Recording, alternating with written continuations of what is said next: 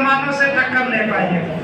और जो हमारी मातृशक्ति है वो भी आप प्रोत्साहित कीजिए अपनी बहुओं को कि ज्यादा से ज्यादा बच्चे हों ताकि हिंदुओं की जनसंख्या बढ़े। अभी देखिए भारत की स्वतंत्रता के गौ माता को हम लोग माता के समान मानते हैं। केवल दूध देने वाला पशु नहीं है, गाय केवल दूध देने वाला पशु नहीं है, हमारी माता है। हम उनकी पूजा करते हैं, गौ माता की पूजा करते हैं। और अभी तक जब यहाँ पर मुस्लिम शासन था, उसके बाद अंग्रेजों का शासन आया, करीब 600-700 वर्ष मुस्लिम शासन रहा। उसके बाद अंग्रेजों का शासन 200 साल रहा। उसके बाद देश स्वतंत्र हुआ, हमारा अपना शासन आया।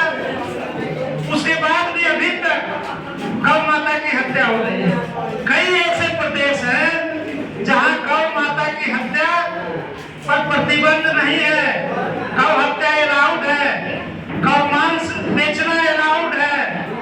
आप कई नॉर्थ ईस्ट के कई स्टेट हैं, केरल है, गोवा है, ये सब जगह गौ मांस बेचना, खाना और बांटना ये सब अलाउड है। तो ये भारत सरकार से हमारी बड़ी पुरानी मांग हिंदू महासभा की रही है कि गौ माता की हत्या पर राष्ट्रीय स्तर पर प्रतिबंध लगे, न गौ माता की कोई हत्या कर सके, न मांस बेच सके, न बना हुआ मांस कोई बेच सके।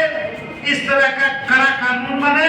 इसके लिए हम आज भी मांग करते हैं भारत सरकार से कि गौ माता की हत्या और गौ मांस बेचने पर पूर्ण रूप से प्रतिबंध लगे और गाय को गौ माता घोषित किया जाए, राष्ट्रीय पशु घोषित किया जाए।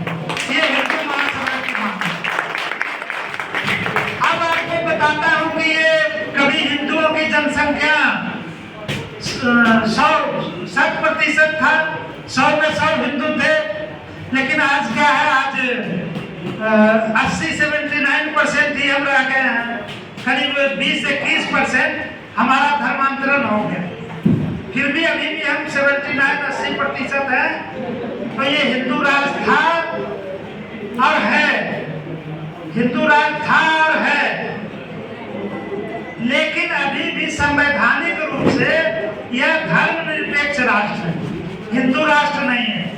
जब पाकिस्तान का निर्माण हुआ तो इस्लामिक राष्ट्र बना, बांग्लादेश इस्लामिक राष्ट्र है, अफगानिस्तान इस्लामिक राष्ट्र है। जितने भी मुस्लिम राष्ट्र हैं, चाहे ईरान हो, इराक हो, सऊदी अरब हो, संयुक्त अरब अमीरात हो, लीबिया हो, ये जितने भी मुसलमान देश हैं वो सब मुस्लिम राष्ट्र हैं, कोई भी धर्मनिरपेक्ष राष्ट्र नहीं है। तो हमारा भारत धर्मनिरपेक्ष राष्ट्र क्यों हो, बताइए? हमारा भारत भी हिंदू राष्ट्र होना चाहिए कि नहीं? आप लोग बताइए, हिंदू राष्ट्र होना चाहिए कि नहीं? होना चाहिए। तो हम भारत सरकार से मांग करते हैं कि भारत को जल्दी से जल्दी हिंदू राष्ट्र घोषित किया जाए। अब आज का जो सम्मेलन है उसका विषय है अखंड हिंदू राष्ट्र सम्मेलन। ठीक है, अखंड हिंदू राष्ट्र सम्मेलन। अखंड हिंदू राष्ट्र के लिए हम लोग कृत संकल्प है। इसलिए हिंदुओं में जन जागरण लाने के लिए, हिंदुओं को इकट्ठा करने के लिए और हिंदुओं को अखंड हिंदू राष्ट्र की स्थापना करने के लिए, जागरूक करने के लिए हम लोग ये कार्यक्रम करते हैं। अब अखंड हिंदू राष्ट्र क्या है, अखंड भारत क्या है, ये बताइए क्या है? इसका मतलब ये है कि अभी जो हमारा भारत है वो अखंड भारत नहीं है, ये अखंड भारत नहीं है। हमारा देश बहुत बड़ा था। हमारा देश कभी रूस, चीन, Indonesia, Burma, Pakistan, Afghanistan, Bangladesh, Nepal, Bhutan, Cambodia, Thailand, ये सब जितने देश थे वो सब भारतवर्ष का हिस्सा था। ये आप समझ जाइए, वो भारतवर्ष का हिस्सा था। हम लोग ये महाभारत पढ़ते हैं, महाभारत हम लोग सब जानते भी हैं, सब आप लोग सीरियल भी देखे होंगे। वो गांधारी थी, गांधारी का नाम आप लोग सुने होंगे। महाभारत की बहुत महत्वपूर्ण पात्र थी और दुर्योधन की माता जी थी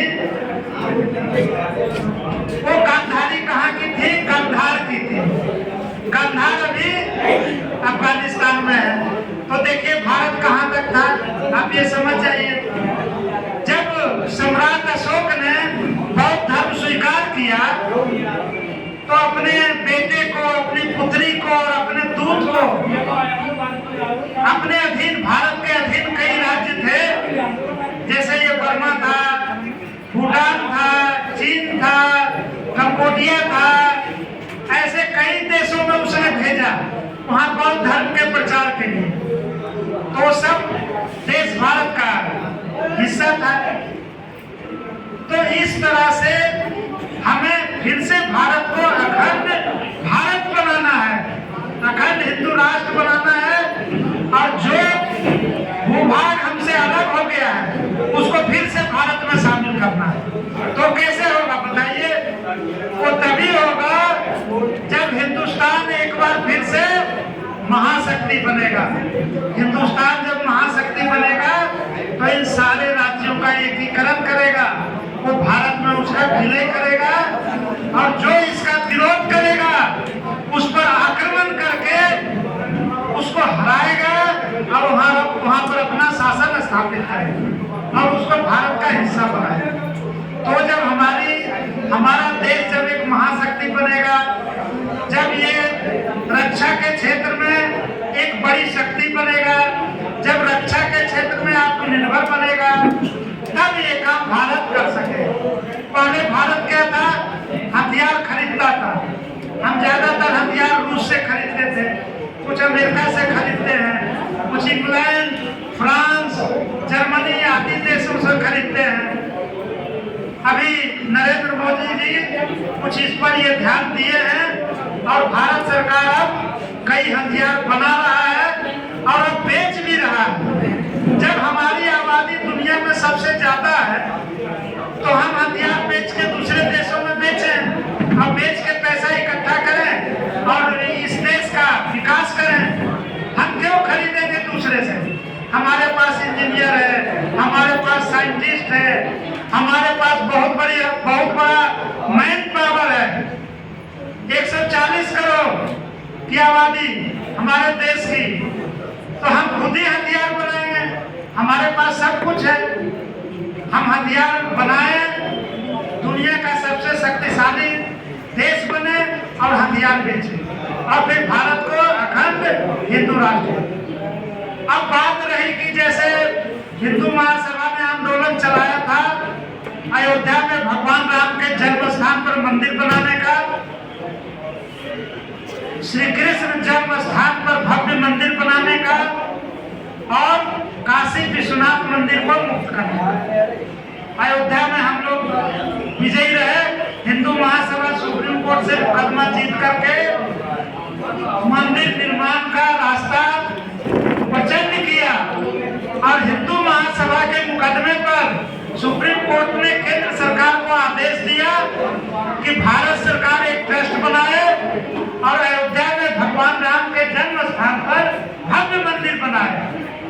क्योंकि सरकार ने ट्रस्ट बनाया और वहां पर भव्य मंदिर बनाया।